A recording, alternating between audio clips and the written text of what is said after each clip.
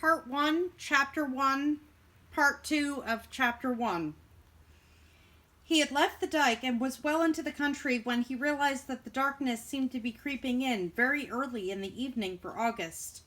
He looked west towards the lake, which was now at some distance, and saw that the sky beyond the Connemara Mountains was dark blue with darker streaks of purple, and the waters of the lake were colored violet and mulberry, and the mountains themselves were a blurred mistiness of astonishing darkness. These near mountains were the familiar Memcharks. Beyond them stood the 12 Pins, a region of mountains which Pidge had visited more than once on days out. His mind drifted from one thing to another, the strangeness in the city already half forgotten. His father would be coming back from Dublin tomorrow. He had been at the horse show all the past week. He was going to buy a magnificent mare who would be the mother of wonderful young horses. She would be the best mare in the whole country, and her foals would be the wonder of the world. Pidge hoped that she would be the color of milky coffee with a long blonde mane and tail.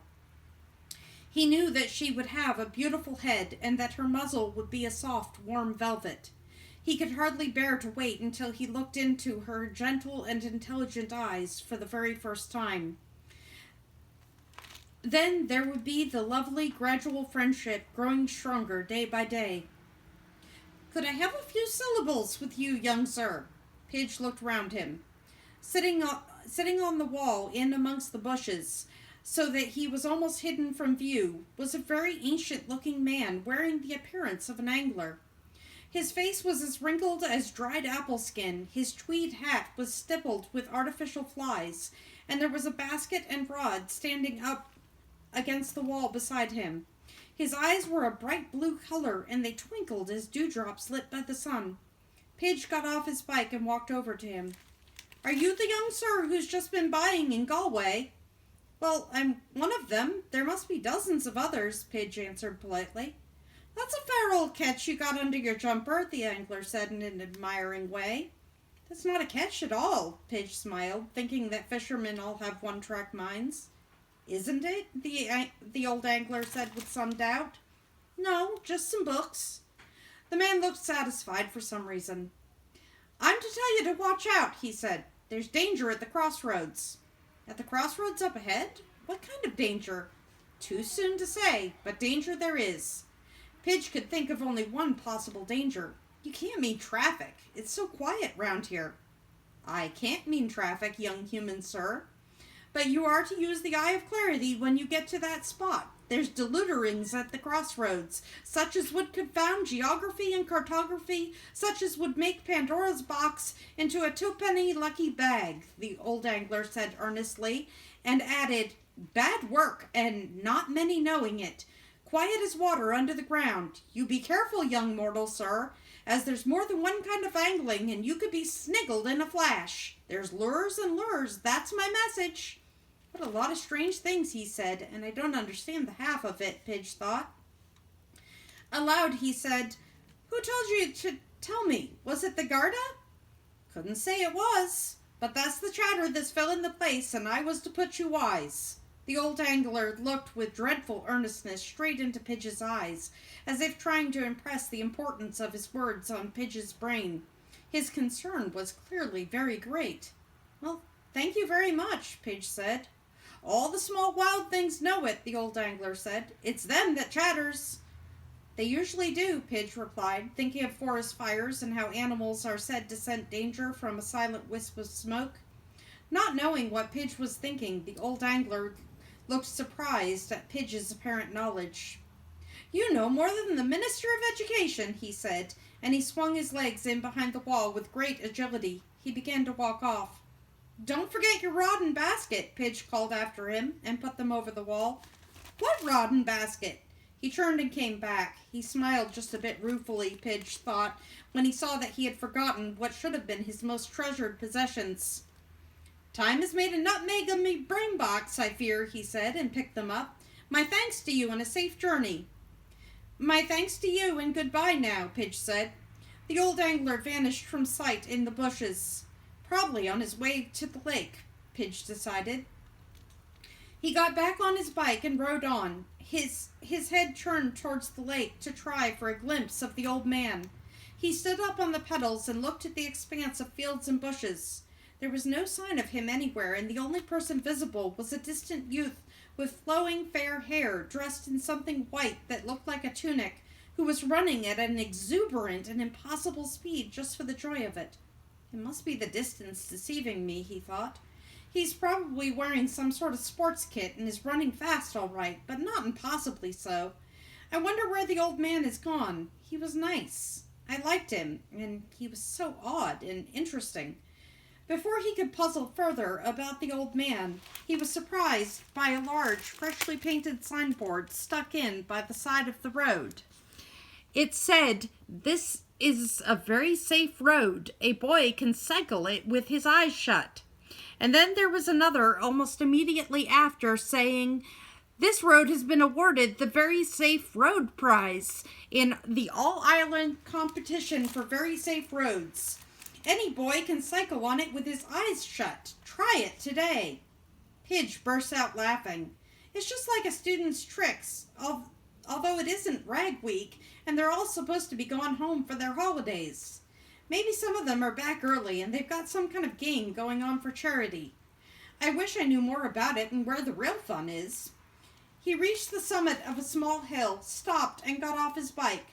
The road rolled down ahead of him, and there below him, and not too far away, was the crossroads.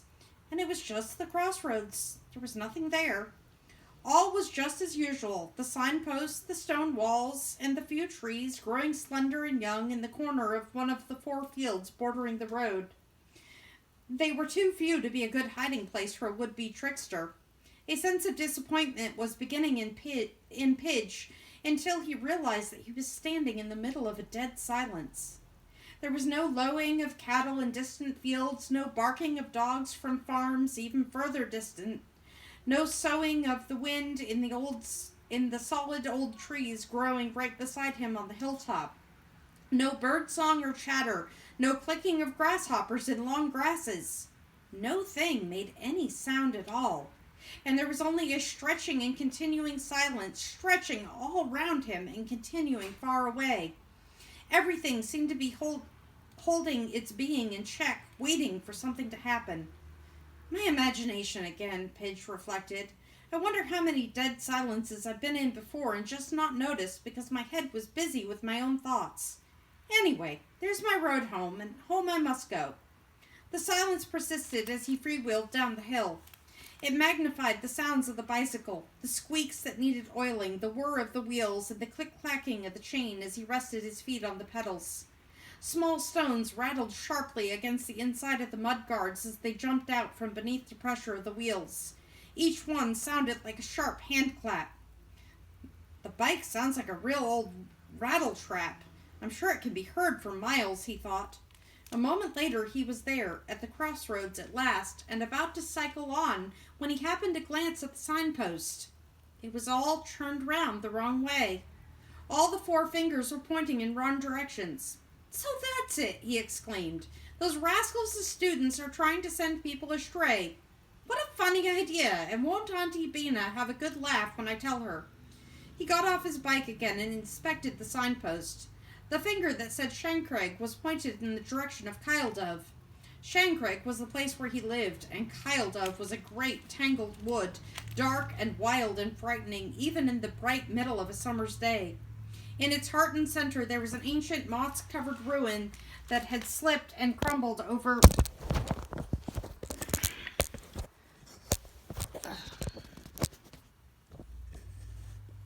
Sorry about the cat. I'll go back a line or two.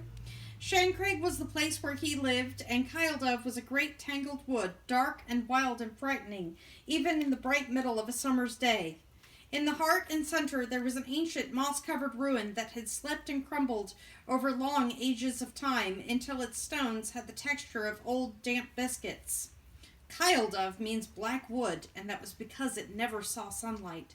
Just to think of it gave Pidge a cold feeling because of its darkness, its whippy, thorny traps, and its great age, stretching far, far back in local tradition. I hate to spoil the students' jokes, he thought, but I'd better change that back in case any stranger would get lost. He hesitated for a while, looking round to see if he could see someone to explain how he felt about strangers getting lost, in case such a thing hadn't occurred to the jokers, but there wasn't a soul to be seen. Still, the silence was unfailing. It began to annoy Pidge a bit. He tried to break it and attract someone's attention by shouting out as powerfully as he could, "Hello!" But there was no resonance, so it was like shouting into cotton wool. The sky changed to a strange green color. There was a curious, mesmerizing atmosphere as the green light filled the pools of the brown bog away at a little distance to his right. Something nudged at the borders of his mind, and for a little while he was puzzled. Then he realized that his surroundings held a definite element of menace. "It's not the students," he said suddenly and loudly. "It's magic." Just then the pages seemed to move of their own accord inside his shirt. The skin tightened on his head from shock, and freezing goose pimples stood out all over his body. "I must change it back." He threw his bike down and ran to the signpost. He gripped it and the sky began to spin, and Pidge knew that if he didn't put it right, the country would somehow obey the signpost and twist round, and that even though he was headed directly for Shancraig and home, he would end up in Kyledove. Pidge knew this with his whole body, though he didn't understand it with his mind. As he gathered his strength together and prepared for a hard struggle, the sky went even faster, and the clouds raced round and around above his head. There was a low zooming sound like the whirring of a toy paper whizzer. He gave the signpost a good hard twist. To his amazement, it spun round quite easily, as if turning on oiled wheels. Pidge set it in the right position, and the sky became blue and tranquil, and the countryside all round him woke up. There was no more soft silence. In the near distance, he could hear the sound of a motorbike. It seemed to be going cross-country from Kyledove to join up with the road ahead of him. The old angler was right, Pidge said quietly to himself. There was danger at the crossroads, and I was all but sniggled, whatever that is. But for him, I wouldn't have given a second thought to the crossroads, and I would have just cycled on and ended up at Kyledove. But whoever painted those daft notices was just trying to snare me and undo the good the old angler had done. Goodness knows why.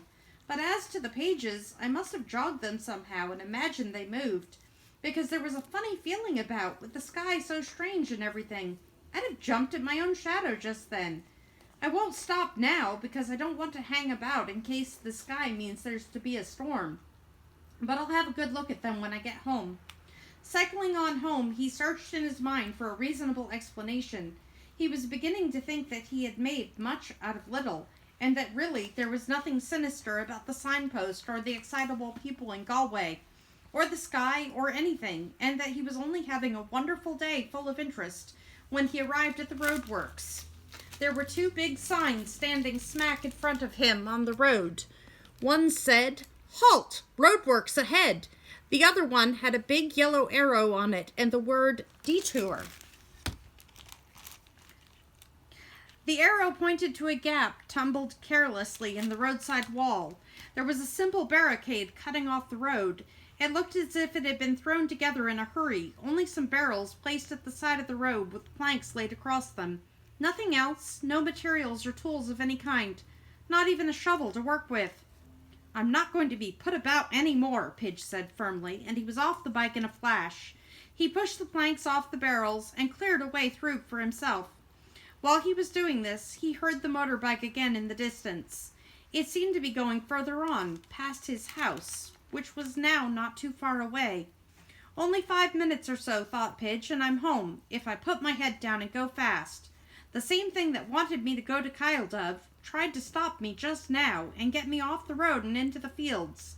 Maybe then I would have been wrapped in a sudden mist rolling down on top of me from nowhere, and I would have been lost in a whiteness that could be worse than any darkness.